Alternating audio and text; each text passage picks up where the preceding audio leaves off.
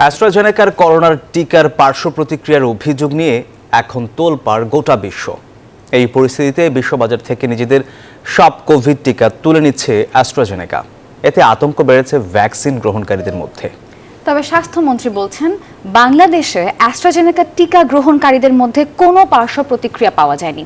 আর বর্তমানে দেশের সব কোভিড টিকাই ফাইজারের। আসমাতুলির প্রতিবেদনে বিস্তারিত।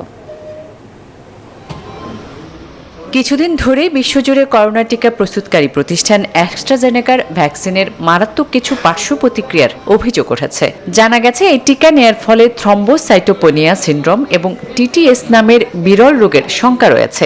এতে শরীরে রক্ত জমাট বেঁধে যাচ্ছে। এই ধরনের পার্শ্ব প্রতিক্রিয়ার জেরে হার্ট অ্যাটাকও হতে পারে। করোনা টিকার বিরল পার্শ্ব প্রতিক্রিয়ার কথা স্বীকার করেছে অ্যাস্ট্রাজেনেকাও।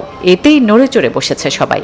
আর এই টিকা গ্রহণকারীদের মধ্যে আতঙ্ক আরও বাড়ে যখন বাজার থেকে তাদের করোনা টিকা তুলে নেওয়ার ঘোষণা দেয় প্রতিষ্ঠানটি। তবে তারা কারণ হিসেবে দেখিয়েছে বাজারের চাহিদা কমে যাওয়ার অজুহাত।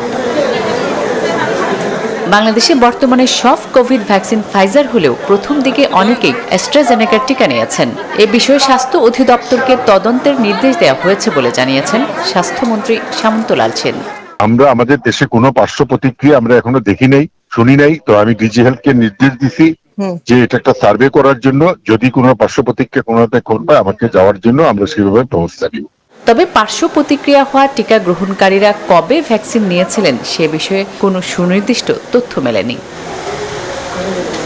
আসমাতুলি, নিউজ 24।